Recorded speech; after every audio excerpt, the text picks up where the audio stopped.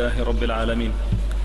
الصلاة والسلام على حبيبنا محمد وعلى آله وصحبه أجمعين. مسلمانانی خۆشەویست، لباسی ژیانی پێغەمبەر صالح عليه السلام گەشتی نەکۆتاییەکەی کاتێک خوای پەروەردگار باسی لە ناوبردنیان ئەکات. دو ئەوەی ئەو جۆرە سزایەمان باس کرد کە خوای پەروەردگاری نێرێ بۆ قەومە، دینە سەر باسی ئەو شوێن و مەسکەنەی کە تیایانیش تەجێبوون. وەکو ئەزانین خوای پەروەردگارە فەرمێ وتەنحیتون الجبال بيوتا تتخذون من سهولها قصورا. فەرمێ ئێوەی قەومی صالح یادی ئەو هەموو نیعمەتەی خوای پەروەردگار بکەنەوە کە بەسەرتانەوەیە. یەک لەو نیعمەتانە ئەوە بوو کە ئێوە لەو شوێنانەیە کە زەوی تەخت بوو قەسڕتان دروستە کرد بە هێنانی بەردی گەورە گەورەوە، لەو شوێنانەشا کە شاخ بوو کێو بوو، کێوەکەتان هەڵە کۆڵیوەتان کردە خانوو بۆ خۆتان تیانیش تەجێ بوون. دو ئەوەی کە لە ناوی بردن خانوەکانیان وەکو خۆیان مایەوە، وەکو قەومی نوحیان لێ نەهات. قەومی نوح کاتێک کە نوح دوعای لێکردن داوای کرد لە خوای پەروەردگار هەرچی کافرە لەسەر زەوی لە ناوی بەرێ و خانوەکانیشیان نەهێڵێ لە ناوی بەرێ. بۆیە دوای نوح ئاسەواریان هیچ نەما. ئەو ئاسەوارەی لە سەردەمی نوحەوە بەجێ ماوە تا ئێستا تەنها کەشتێکەیەتی کە لەسەر شاخی جودیە کە شاخی ئاراراتەکە لە کوردستانی تورکیا، و شوانێکی کورد بە ناوی ڕەشید سەرحانی دۆزێتەوە و بۆ یەکەم جار پیشانی دەستگا تورکەکانی ئەدا و ئەوانی ژەشنە سەری و لێکۆڵینەوەی لێەکەن بە تیشک سەیرەکەن. سەردەمەکەی ئەگەڕێتەوە بۆ پێش تۆفان کاتێک کە دروست کراوە، و هۆی مانەوەی کەشتێکەش بۆ شێوە و هۆی گەورەیەکەی ئەوەیە کە نوح هەر لە خۆیەوە عەلەیهی السەلام و کەشتی دروست نەکردووە، بەڵکو بە وەحی دروستی کردووە. هەموو تەختەیەک کە دایناوە جبریل لەگەڵیا بووە، چونکە خوای پەروەردگارە فەرمێ وەصنەعی الفولکە بئەعیونینا ووەحینا. فەرمێ و کەشتێ دروست بکە بە وەحی لەلایەن ئێمەوە، جبریل یارمەتی دەدا و ئەو مهەندیسەکەیەتی و ئەعیونینا یعنی ئێمە خۆمان بۆ دیاریەکەین چ مادەیەکی تیا بەکاربێنی، چونکە خوای پەروەردگار خۆی ئەزانێت چ تۆفانێک ئەنێرێ بۆ چ کەشتێکیش بەرگەیەگرێ و چی بەرگەی ناگرێت. یەکنا خۆ کافرەکانیش کەشتیان هەبوو، بەڵام بۆچی بەکەڵکیان نەهات؟ لەبەرەوەی ئەو بە وەحی دروست نەکرابوو. کەشتەکانی ئەوانەمی تێکشکاوەرمیان غەرق بوون و لە ناوچوون. بە هەمان شێوە قەومی عادیش مەساکینەکانیان خوای پەروەردگار ویستویەتی بمێنێتەوە، ماڵەکانیان خوای پەروەردگار ویستویەتی بمێنێتەوە، هەم لە کێوەکان کە هەڵیان کەندوە و هەم لەو کۆشک و تەلارانش کە لەسەر زەویەکە دروستیان کردووە. بۆیە خوای پەروەردگار لەبارەیانەوە فەرمێ فەتیلکە بویوتهم خاویەتم بما ظەلەموا. فەرمێ ئەو ماڵەکانیانە چۆڵەوانیە بەهۆی ئەو هەموو زوڵمەوەی کە کردیان خۆیان لە ناوچوون. إن في ذلك لآية لقوم يعلمون. ئەمانە بەڵگە و نیشانەی زۆری تایە بۆ گەلێک کە بیەوێ عیلم وەرگرێ و پند و ئامۆژگاری وەرگرێ لە بەسەرهاتیەوان. پاشانە فەرمێ وأنجينا الذين آمنوا وكانوا يتقون. و ئەوانەی کە ئیمانیان بە صالح هێنا بوو و تەقوای خۆیان هەبوو ئەوانمان ڕزگار کرد. بۆیە زانایانە فەرمووە یەکێکی در لە سوودەکانی تەقوا بریتیە لەوەی کە ساحێبەکەی ڕزگاری ئەبێ لە عەذابی دنیا و دواتریش لە عەذابی قیامەت. بەهەشت بۆ متەقینە بەهۆی تەقواوە تۆ لە عەذابی قیامەت ڕزگارە بێ، و لە دنیاشە بە هەمان شێوە ئەگەر سزایەک هەرچی کەسە بیگرێتەوە ئەوە متەقیەکان لی ڕزگارە بن و نایانگرێتەوە. بۆیە هەندێک لە زانایانە فەرموون سەرمان ئەسوڕمێت کە متەقی تووشی سزای خوایی بێت، یعنی ئەو بەڵگەیەوەیە تەقواکەی لە جێی خۆیانە بۆیە تووشی بووە. و ئەو جێگایە ئێستا وەکو ئاسەوارێک ماوەتەوە بە یەکێک لە بەڵگەکانی مێژووی دێرینی یەمەن و مەدائینی دانێن کە ئێستا وەکو خۆی ماوەتەوە و هیچ شتێک نەچووە. پێغەمبەری خوا عەلەیهی السەڵات وەسەلام لە غەزوەی تەبووکا بۆ جێگایە ئەڕوا. بۆیە کاتێک کە پیایە ئەڕوا بە سەحابەکانە فەرمێ لا تدخلوها، فەرمێ نەچنە ناو ئەو ماڵانەی ئەوان، نەچنە ناو ئەو پاشماوەی کە بەجێ ماوە لە ئەوان. ئەخشى أن يصيبكم مثل ما أصابهم. ئەترسم تووشی ئەوە بن کە ئەوان تووشیان بووە، یعنی ئەو سزای ئەوانی گرتووەتەوە، ئەترسم ئێوەش بگرێتەوە، یاخود ئەو عیناد و ئینکاری ئەو قەومەی صالح کردویانە ئەترسم دوایی ئێوە ژواتان لێبێ قەومێکی عیناد و ئینکار دەرچن. بۆیە فەرمێ نەچنە ناوی. پاشانە فەرمێ ئەگەر چوونە ناوی فەرمێ لا تدخلوها يعني فرمي لا تدخلوا على هؤلاء المعذبين إلا أن تكونوا باكين فرمي قرشوشنا ناو مالكانيان بشيويك بچنا ناوي ك بقريانا وبيع يعني ببيكنين وبصير صفاء أوشتانو مرون چونك أوش شوينك قومي كتيا عذاب دراوة قومي كتيا سزا دراوة قومي كتيا لناو براوة خواهي پروردگار غضبي قلتوا لو قومي لو شنيا نشتجبوا معقول نية تبري لبي جوت أبي إلا بقريانا وبشي تجورو بوي الصحابة كانوا وانيان كتشوبوا نجورو لبيرو كانيا وكانيان آويان در كردبو هويريان بيش يلابو پیغمبر صلى الله عليه وسلم أمري بيقدن هويركان برجن يان در خوادي وشتركان يعني با چونکە فەرمووی نابێ ئەو شتانی کە ئەوان سوودیشان لێبینیوە ئێوە بەکاری بێنەوە سوودی لێبینەوە بۆیە فەرمێ إلا أن تكونوا باكين فلا تدخلوها عليهم أن يصيبكم مثل ما أصابهم مشننا ونوقوك أوانتان لێبێ خۆی پەروەردگار غەزەبتان لێ بگرێ ئەمڕۆ جێگایە هەمووان نەزانین ئێستا یەکێکە لەو شوێنانەی کە لە عالەما زۆر سەردانی ئەکرێ کراوە بە جێگایەکی سیاحی خەڵک ئەعتیاد دەچێتە ناوی بەڵام چۆن ئەچێتە ناوی بە گریانەوە ناچێت برو انترنت سيركا بنوسا مكان قوم ثمود مكان قوم ثمود في المدائن بوتا هنا أبيني خلقي جزوري تياه بتصوير باليوتيوب سيريكا لا جوجل سيريكا أبيني خلقي جزوري تياه رسمي تياه قريب بيا كان يضلي خوشة تياه جوي هي حتى مطعمي تياه دروس كرا وكافتريا تياه دروس كرا وخلق تياه شبورا بواردم أمش بلقي وياك بيتشواني حديثي بيغمر صلى الله عليه وسلم رفتاركا بلكو ببيكنينو أشنا ناوي وك بقريانو بشنا ناوي جا دور نية أو سزاني كأواني قلتوتو أمانيش نقريتو لا بسرهاتي صالح وقومكات شان بندو أموشقاريك هبوة يكيك لو بندو أموشقاريانا أويكا دعوي بيغمبران همو يكيكا بيغمبران دعوان همو يك دعوة خلق بان كان بولاي إسلام بوي أجر كسيك كافر ببيك بيغمبر بهميان كافر بو سيرقي قومي صالح بس صالح يعني بدرو خستبيو وكافر بوبون بي كشي خواهي پروردگار لقرآن فرمي كذبت ثمود المرسلين فرمي قومي ثمود همو بيغمرانيان بدرو خستو لبروي بدرو خستنوي يكي كان بدرو خستنوي همويانا چونك هر همويان پش راس كروي يكبون جابويا أبي إنسان خوي لابدا لوا دواميان عاقبت سر انجام هر بو پیغمبران و شوين كوتوكانيانا هر چند عزيز درين لدنيا هر چند ناراحت بكرين عاقبت هر بو پیغمبران و شوين كوتوانيانا حتى زورك لزانه انا فرمون اگر پیغمبران بشك حجدين هر اوان سركوتوبون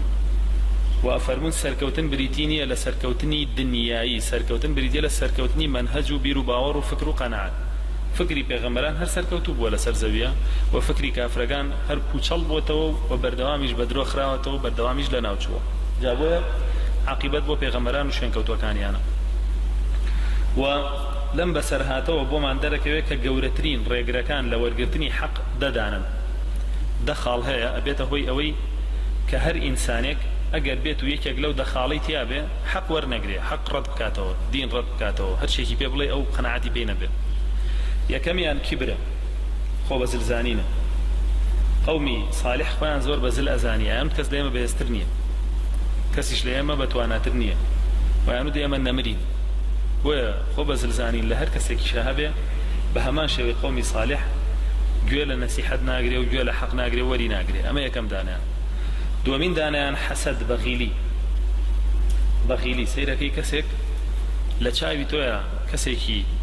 كما خواهي پروردگار فضلی خوی بسر ارجان و دینی پیدا و علمی پیدا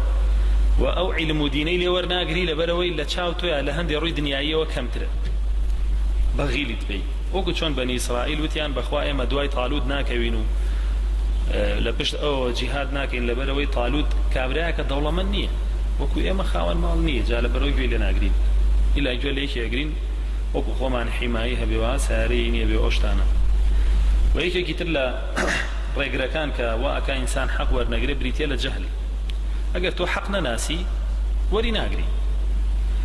هر عادة تو بو جاده رويكنا ناسي سلامي لناكي دوكان نزاني اشتيكي هيا بكالكي تو دي بيويستا ناشي اللي خوتو صواي اشتبكي كبيويستني وبكالكي جال بروا أقر حقنا ناسي ونيزاني چون وري أقري چون يدوزيتو ولا شو يدوزيتو بۆ نمونەیە تۆ پێیان و توی شتێک ناوی مۆبایلە یعنی سەبەی بۆ بازار هەر لە خۆتەوە نەزانی مۆبایل کامێ و چۆنە و چەند نەوعی هەیە و چەند شەریکە دروستی کردو چەندیان دەست بڕن و چەندیان قاچ بڕنەوە چەندیشیان مۆبایلێکی پاک و جوان و ڕاست و حەق دەیەنێ تۆ چۆن نەزانی کە چۆن نەتوانی مۆبایلێکی چاک بکڕی بۆیە پێشەوە ئەبێ ئەهلی حەق بناسی و ئەبێ بزانی حەق چییە تعریفێکی هەبێ لە لای تۆ ئێمە لای ئێمە تعریفی چییە حەق بريتيا لما يكي ابن تيمية تعريفي كدو أفرمي الحق ما قاله الله ورسوله وأجمع عليه صحابة رسوله حق بريتيا لو إخوة فرميتي وبيغمركي فرميتي والصحابة كاني بيغمبركي بكودنجي لسري چونك بيغمر صلى الله عليه وسلم فرمي الصحابة كاني من لسر بطال كون ابنه هرجيس إلا لسر حق ابنه جاي تروح كناسي حق ويهرك سيودي من حكم لايا وغير قسي أوانيه هنا غير قسي خواي پروردگاری بيوتي وغير قسي پیغمبري بيوتي صلى الله عليه وسلم وغير إجماع صحابي بيوتي ودروغا حقيلاني چونك حق لو سيانا اگروتي من حق لا أجل لوانا راستناك دروغا جابويا أبيت جاهل نبي بحق بزاني حق شيا حق أو سيانه وبزاني لكيشي ورقري لو كسي ورقرك كخوي تطبيقي أكا نك بتوي أليو خوي دور أليوي بتوي أليو خوي بيتشوانكي أنجام ده كابرا دي هاتشي دينا بوتوي رونكاتو كتشي لولا خوي هيتشي تطبيق ناكا هو خوي پروردگار فرمي لما تقولون ما لا تفعلون وأفرمي وكسي كواكا خاوني عقلني وكب بني إسرائيل كان فرمي أتأمرون الناس بالبر وتنسون أنفسكم وأنتم تتلون الكتاب فلا تعقلون يعني عقلت عني عقل بالشتك أمري فيها كان بخلقي خوش أنا نجامي بدن ويكي قلت لما موانع كان بريتيلا تقليد وش ينكوتني كويرانا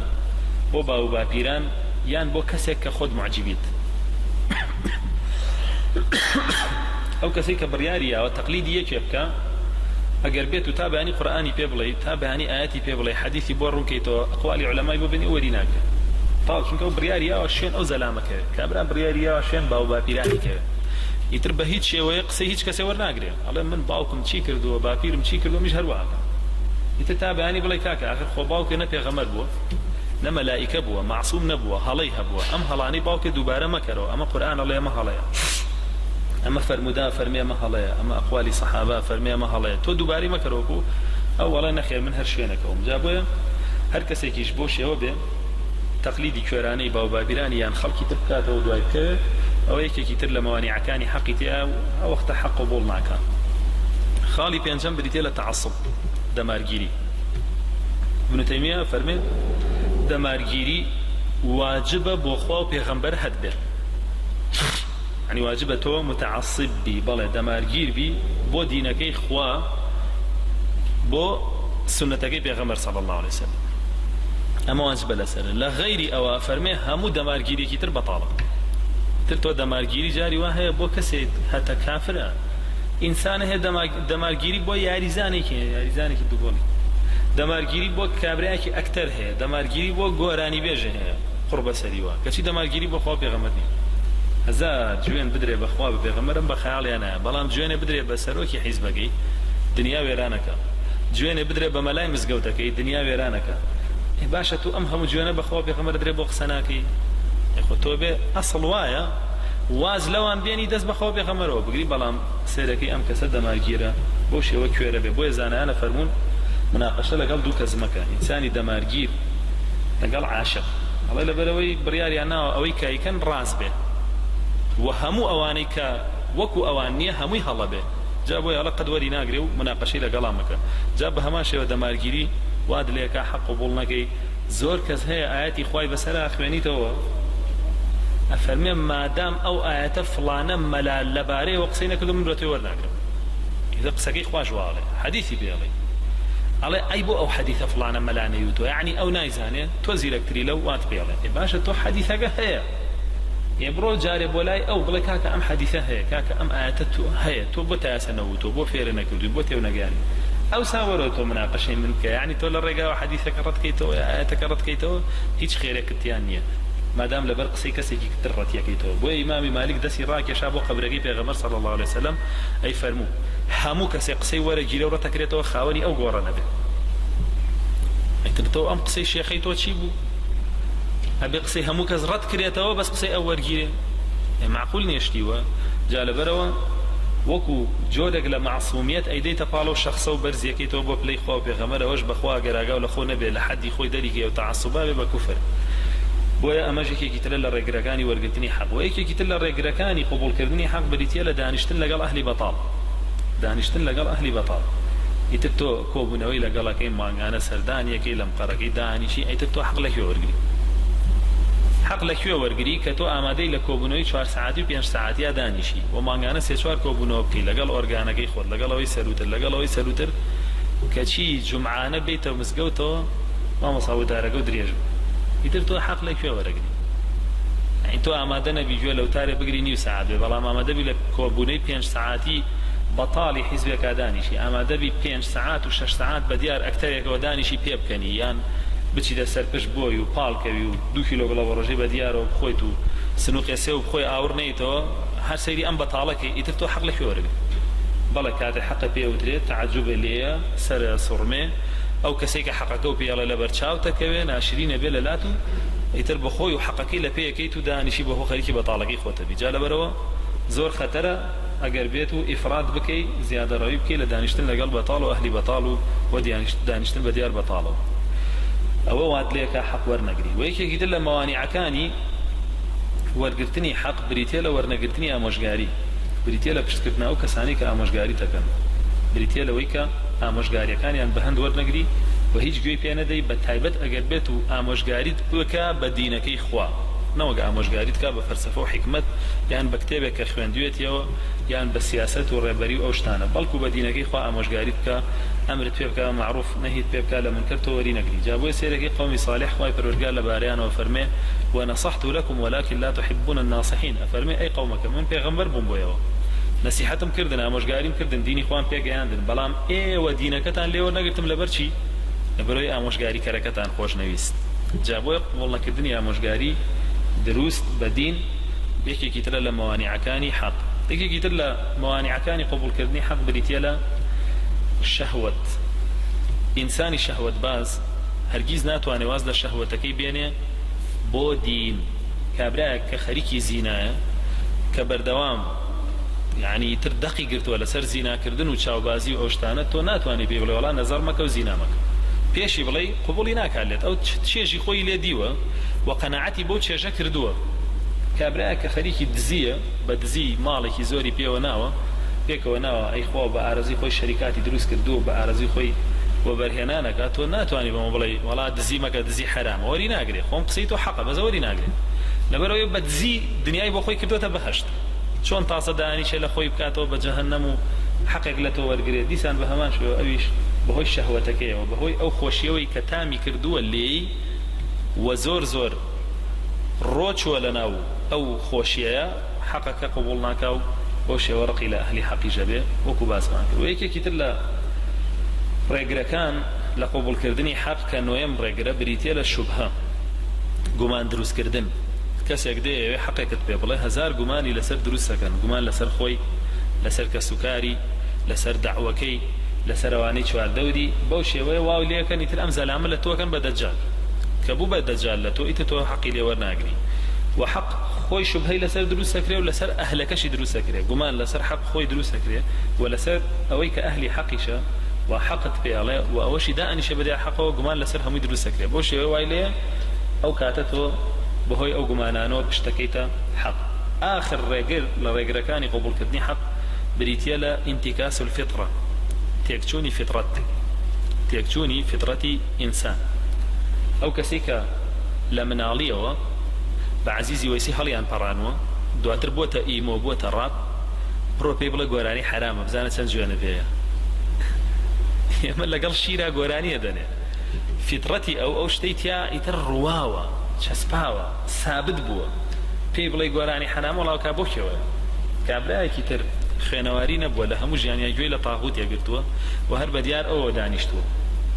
بڕۆ پێی بڵێ کاکە ئەم کابرایە باش نییە تۆ دوای مەکەوە بزان چەند جوێنە پێدا بڵێ دەرچۆ لە حیزبەکەی بزانت چەند هەزار جوێنە پێدا بۆ لە بەرەوەی ئەم کابرایە تازە بڕیاری داوە هەر ئەوی ناسی و هەر ئەوە ناسی ئەگەر کابرا خۆی زینوو بێتەوە واز لەو منهەجە بێنێ ئەو هەر لەسەریە بێ ئەمە دلیلی ئەوەیە ئینسانە فطرەتی تێکچوو فطرەتی ئەم ئینسانە تێکچووە ئیتر قبوڵی حەق ناکە ئەگەر بتەوێ حەقی فێرگەی ناتوانێ ئەبێ پێش هەموو شتێک فیتڕەتی بێنیتەوە تایم، یعنی بەقەر دکتۆرێکی دەروونزان زیرەک بی هەوڵ بەی دڵ و دەرونی ئەو بێنیتەوە تایم ئەو ساکە تۆ ئەتوانی ئەنجا حەقی پێ بڵێ، یعنی نا غەڵەتە بڕۆی پێشەوەی فیتڕەتی بێن، ئەو لە ئینسان دەرچووە، لە ئینسانێکی طبیعی دەرچووە، لای داوە تێک چۆ دەرونی، يعني ئاستەمە تۆ بتوانی ڕاستەخۆ حەقی فێرکێ ببێنیتەوە سەر ئینسانیەت ئەوسا حەقی فێرکەی، چونکە ئینسان حەق وەرەگرێ وەن دێجار جاندارانیش وەریەگرن، ئەمانە هەمووی مەوانیعی حەق بوون. زۆربەی خەڵک ئەمڕۆ ئەم مەوانیعانی تایە، بۆیە کاتێک کە حەقێکی پێڵێ عەقڵی تەسەووری ناکا و قبوڵی ناکا ڕەتی ئەکاتەوە و تۆشی لەلا ناشری نەبێ بەداخەوە. و یەکێکی تر لەو پند و ئامۆژگاریانەی کە وەرئەگیرێ لە بەسەرهاتی صالح بریتە لە معجزە. معجزەمان هەیە، کەڕاماتمان هەیە، ئەم دوانە دووشتی جیاوازن. معجزە خوای پەروەردگار ئەیدا بە پێغەمبەران بۆ ئەوەی دینەکەیان بچەسپێنێ و سابتی بکا لەلایەن خۆیەوە. کەڕامات خوای پەروەردگار ڕێزلێنانێکە ئەینێ لە کەسانێک کە شوێن پێغەمبەران کەوتون، ناڵێن ئەولیا، شوێن پێغەمبەران کەوتون. چونکە خەڵکێک هەیە ژمێڵی پاک تاشیوە، پێچەوانی هەدی پێغەمبەرانە، پێچەوانی شکل و شێوەی پێغەمبەرانە، خەڵکێکی تر بە ئەولیای دانێ. هەموو ژیانی لە ناو وڵاتی کوفرا بەسەرەبا لە بەریتانیا کەچی خەڵکێتەوە بۆیە خەڵکە چێ دەسوقاچی ماچە بە ئەولیای دانێ. ئەمە شوێنگەتی پێغەمبەران نییە برا، پێغەمبەری ئێمە فەرموویەتی مەچن بۆ وڵاتی کافران تیا نیشتە جێبن، ئەگەر لەوێشن وەرنەوە لە وڵاتی مسلمانانە نیشتە جێبن، کەچی ئەم تاغوتە سەیرەکەی بۆ شێوە خەڵکە چێ دەسوقاچی ماچەکە سوژدەی بۆ باو لێی بۆ بە ئەولیا. ئەمە وەلی نییە، ئەمە شەیطانە، ئەمە تاغوتە. وەلی ئەو کەسەیە کە پڕا و پڕ شوێن پێغەمبەرەکەوێ صلی الله علیه وسلم. ئەگەر بێت و خوای پەروەردگار کەڕاماتیشی پێ باش، شانازی پێوە ناکا و دەری ناخا و پۆسی پێوە لێ نایە بەسەر خەڵکە، نایفرۆشێتەوە بە خەڵکی، چونکە ڕێزلێنان و پاداشتی خوای پەروەردگار نافرۆشرێ بە خەڵکی. وەڵام من مادام شوێن پێغەمبەر کەوتومە بێتۆ بمپەرستی، وەڵام مادام من دین شارەزامە بێتۆ پێشم نەکەوی لە شوێنە و لە مەجلیسا من حەب خەیتە لای سەری سەرەوە. باشە پێغەمبەر صلی الله علیه و سلم چوێ مەجلیسێکەوە بۆ خۆی لە خوارەوە دانیشت. والله ئەبوو بەکر سدیقە فەرمێن نەمبینی لە مەجلیسێکا بچێتە سەرەوە، لەکوێ مەجلیسەکە تەواو بووە لەوێ دانیشت. ئەفەرمێ پێی ناخۆش بوو لەبەری هەستین، تۆ ئاوەرە یەکێ لەو تاغوتانە بێت و تۆ لەبەری هەڵناسی چی بوویەکە، ئەڵێ ئەوە مەلعونە بۆیە لەبەرم هەڵناسێ. خۆوانێ گاک پێغەمبەر صلی الله علیه و سلم فەرمێ لعنەتی خوا لەو کەسەی حەزەکە خەڵک لەبەری هەستێ، هەر کەسەی حەز بکا خەڵک لەبەری هەستێ بە گەورەی بزانە، فەرمێ لعنەتی خوای لێبێ، ئەفەرمێ لعنەتی خوا لەو کەسەی حەزەکە دەسوقاچی ماچکە. ئەم تەکەبورە چیە بەسەر ئەو خەڵکەیان؟ تۆ عەبدەیەتی بۆ خوا نەکردووە، ئەجر لای خوایە، تر ئەجر بۆ لەو خەڵکە داواکەی، بۆ ئەتەوێ ئەو خەڵکە بوو پەرستیەوەمانە. یا وەڵا پێشی مامۆسا بکەوی تەلاقێکەوەی، وەڵا برا ئەسڵ وەساسی نی، وەڵا برام قسانە هەمووی خەڵک داهێناوە، ئەگەر وا بزانێ ئەم قسانە دینە لە دین پێی دەرەچێ ئەسڵەن، چونکە شتێکە خاتە دینەوە کە خوا نە ئەمری پێ کردووە نە باسیشی کردووە نە تووشێتی هەیە. جا بۆیە زۆر غەڵەتە ئەگەر بێت و کەسێک خۆی بە وەلی خوا بزانێ و بڵێ من کەراماتم هەیە و باسی کا لە ناو خەڵکە و ئەحمەقی وا هەیە کتێبی هەیە ئەڵێ من مەلایکە دابەزیەوە بەلام،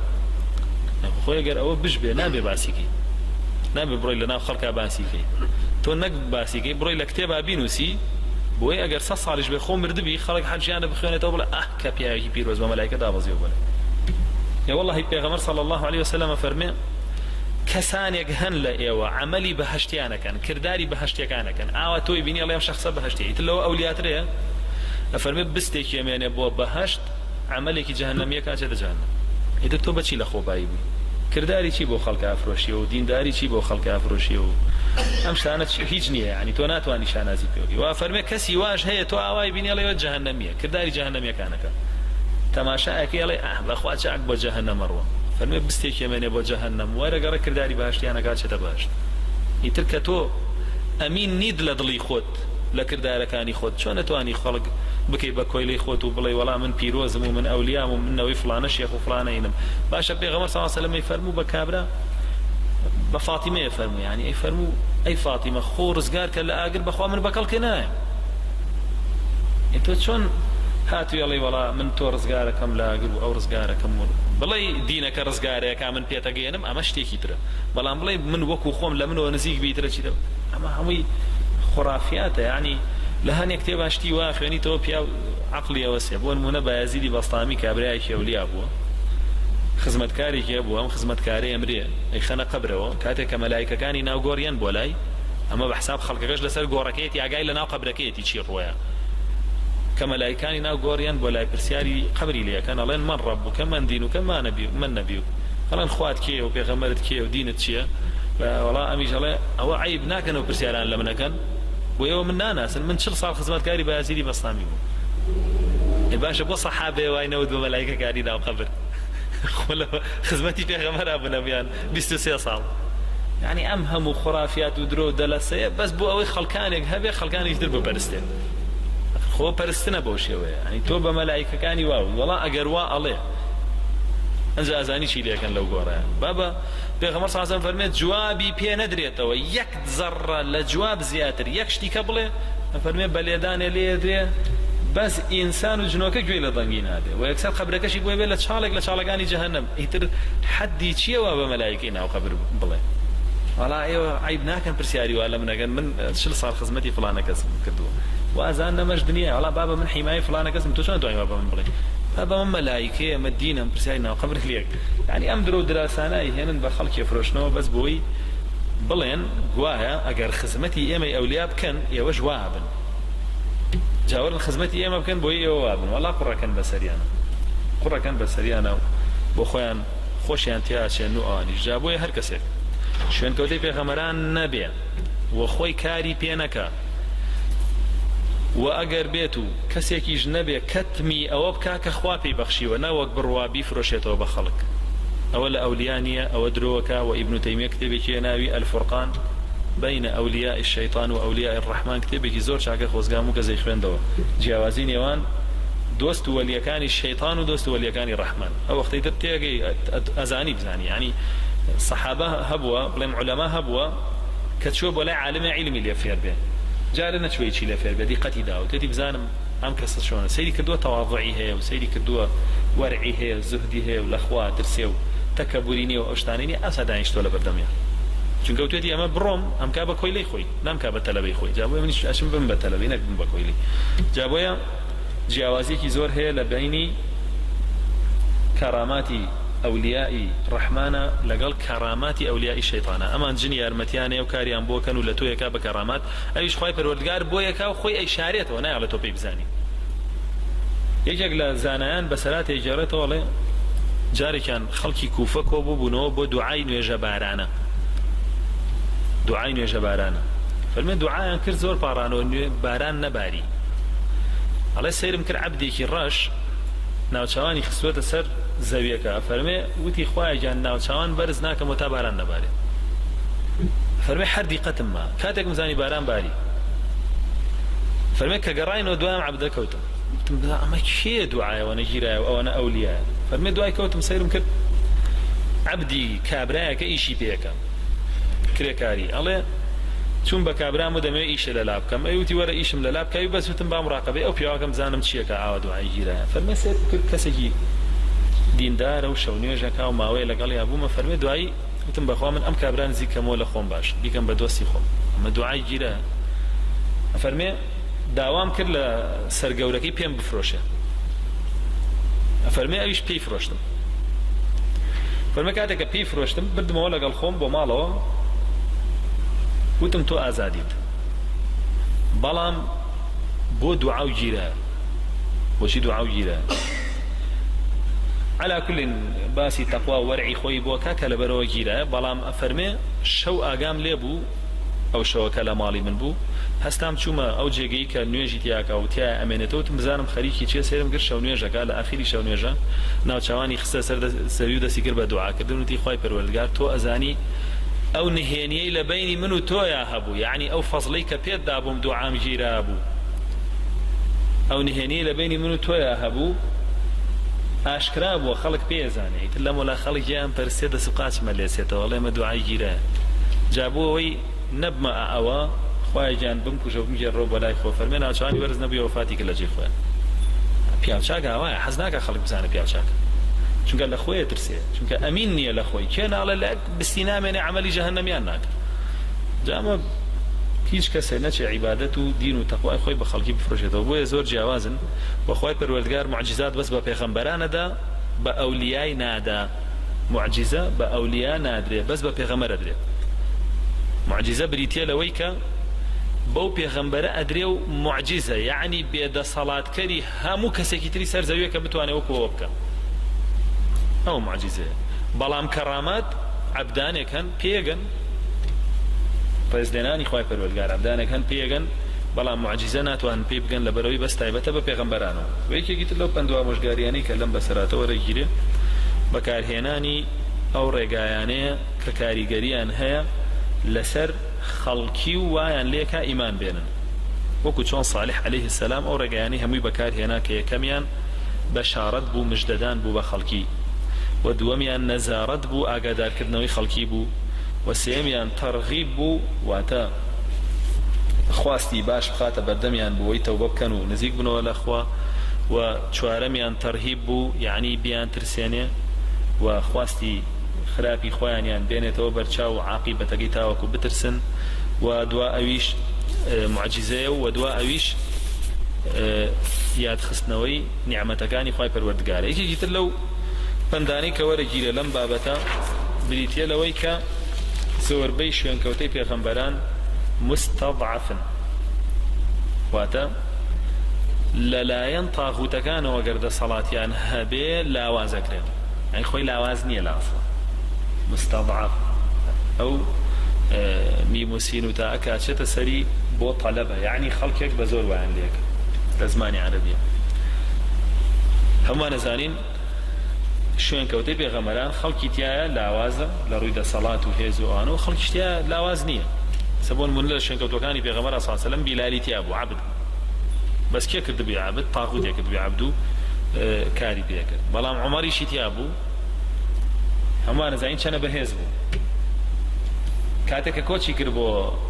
مەدینە هەرچی کەس بوو بە دزیەوە کۆچیە کرد. هەمووان ئەزانین پێغەمبەر صلی الله علیه و سلم بەنهێنی کۆچی کرد لەگەڵ ئەبوبەکر سیدیق، بەڵام ئیمامی عومەر چووە بەردەم کەعبە وتی ئەوە کۆچەکەم بۆ مەدینە، کێ ئێوێژنەکەی بێوەژن کەوێ بۆ مناڵەکەی هەتیو کەوێ و سەری خۆشی لە دەست با دوام کرد، نەیەڵێ بچ کەس نەیوێرا دوای کرد. فەرمەی تر لاوازەکانی موسڵمانان بە فرسەتیان زانیتیان بەخوا با لەگەڵەما بڕۆین، کەس ناتوانێت هیچمان لێکە. جا لەبەرەوە شوێنکەوتەی پێغەمبەران هەردووکیانی تایە، بەڵام ئەگەر بێت و خاوەنی دەسەڵات بن، بەڵام کە دەسەڵاتیان نەما ئەو کاری تر مستەضعفەکرێن، واتە زەلیلەکرێن، نە ئەیڵن دەنگ هەڵبڕن، نە ئەیڵن دەست هەڵبڕن، و نە ئەیڵن کرداریش هەڵبڕن و ئەنجامی بدەن، دەستەمەوە کرێن و وردە وردە هەوڵی لە ناوبردنیانەیە، بەڵام خوای پەروەردگار قەت نایڵێ لە ناو بچن، هەر سەریان نەخاتەوە. و هەر کاتێکیش هیچ کاتێ مستەضعفە بن، چ کاتێ زەلیلەکرێن، کاتێک کە دەست لە دینەکەیان بەرێن، هەتا تەنازل لە دینەکەیان بکەن، خوای پەروەردگار سوکتریان ئەکات، چونکە قیمەتی ئینسان بە دینەکەوێتی، تا دینەکەی زیاد بێ لای خوای گەورە قیمەتی زیاتر بێت، تا لای خوای گەورە قیمەتی زیاتر بێ، لەسەر زەویش قیمەتی زیاتر بێت، هەتا وەکو دینەکەشی بەربدا لای خوای پەروەردگار قیمەتی کەمە بێتەوە، تا لای خوای پەروەردگاریش قیمەتی کەم بێتەوە، لەسەر زەوی قیمەتی کەم بێتەوە. بۆیە فەرمێ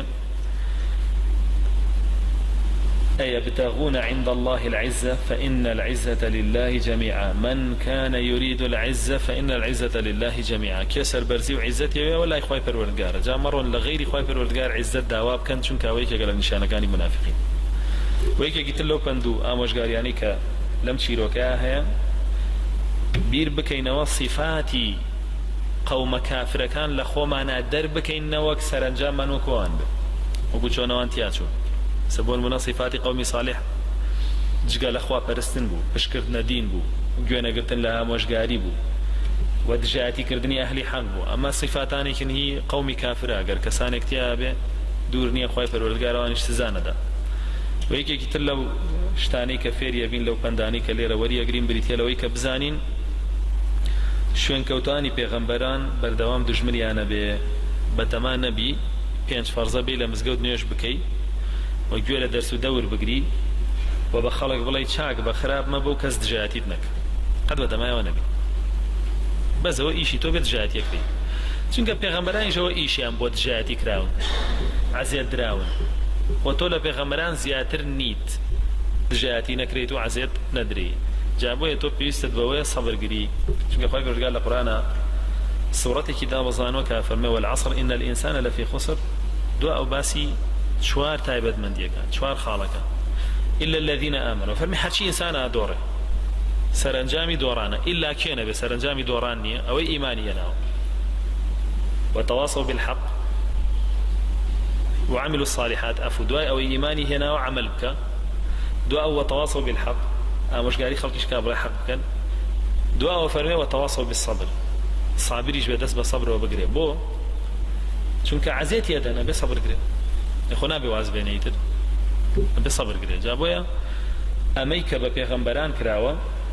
لهيت شوين كوتيكي بيغمبران ودور نية بهموي أكريت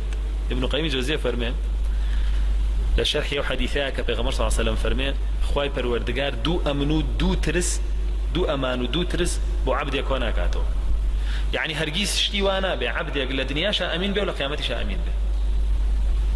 وهرگيز شتيواج نابه عبد يقل الدنيا بترسين به ولا قيامتي شا بترسين ديگن ابن قيم الجوزية فرمي بهشت ببهشت بدزنا تو بتماي بچيت بهشت لدنيا شا لبهشت بجيت بدزنا إلا بنا راحت كري دنيا ولا بكري جهنم للان كافران بيدينان ودشمنان دينو أو ساعتو بهشت بدزين چونك وتاني بو پیغمبران وابو تو بتماي بو تو انا بيت الفرشي سوره بو اخر حل ورجوي لدايك بي رعك برو بهشت قيامت ببهشت دنيا اشتيوانيه نخير والله برا اوي بيغمبران كرا وبيشيت روبروي همو كسك بيتو بيغمبر صلى الله عليه وسلم فرمي بيغمبريان دا انا بمشار لتوقي سريوا حتى وكنا وراسي بيكاني ان كتب دو كرت والذين كيف شيمان نام يحيى وزكريا همو معروفه قصه كي ان شاء الله باسي شيغينا هدو كان سر برا بيستيان هين راك اول كرانشتي كايت يكره الواسره خو تو بتمابي ببهشتك بدس بيني ببهشتي جدنا الا بلم دنيا انا راحت بكري بويا دو امن بيك وكونا بيتو يعني تولى دنيا لبهش بلا قامتش لبهش دو ترسيش كونا بيتو تولى دنيا لجهنم ابي لبهشتا ديسان لجهنم ابي جابويا ابي خد امادك بو اويكا بوان كراو بتوش بكري ولا دينك باش غزنا بيتوا وهر كسيك ايكي قلت لو كان دانا بريتيا لويكا هر كسيك اهلي اموش غاريبه وري بقري وكاري بيبكا نكنا على كي يبي لما لو كاري بينك يعني كان على كده أنا بيخوي كاري بينك أهلي يا مش غريبة وري قري وكاري بيبكا أوش هنقول تبي خمرانا ويكي جتريش لو بنداني كوري يقرين بريتيا لفيالي خراب كي بلاني خراب دا أرجب وهركسك توشي خوي بيتو خوي برودجار وافرمي ولا يحيق مكر السيء إلا بأهله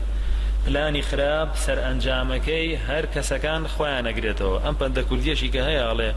شال كان دربيخي شالا أو شال بوي شال كان خويتي كذا هل لو آتوا الجراوة تو أني بلاي تفسيري وآته جاء برو شال بكذا المكان باخذ ديانا كبي ويكي قلت له بندوا مشجار يعني ودي يقرين ككافر ومشيكا كان لها مسردمك هرنا راحت يقرب خات خالكي أيدنا بال بيغمبران وشنكوتي بيغمبران لين بهوي أوانوي هر خوش يجي جروب كات خلقي أي خنق بال خوان ويبن بو خوان ولن بخوا إما بين خبات مان كرد إيوه من آزاد كردو أمشتان ودواتريش أجر نارحت يجروب كلا بخواها مسلمان كوايلة كدين دينك كوايلة كدين باوز دينك بينين إن جا واصم عن باشا بين جاوا في شيء بيغمبران في شيء دجمناني بيغمبران اللي هم سدمجا وشون بصالح شانود طيرنا بك بهوي تو مال مان ويران بغلات مان كاول بدواز مان لبن ام دينه شي انا وتوا مان ليكا وكو شلون ببيغمبري شانود وتيان بخواش تيك انا وبيني باكو كري تيغا وشار ولات ودي هم يهجانو تيجي داوا اما او درس بندانا بن كلام بس هذه صالحه هب ان شاء الله دعاء باسي قومي شعيب بكين كقومي شعيب كوملك تاوانو كوملك كفر كوملك جوري تردجاتي بيغمبركان كربا شارزاي جياني ويش بنت او بزانين جيان شون بوغزارينين لقال او كساناك جاتي مانكن ربنا اتنا في الدنيا حسنه وفي الاخره حسنه وقنا عذاب النار سبحانك اللهم وبحمدك اشهد ان لا اله الا انت استغفرك واتوب اليك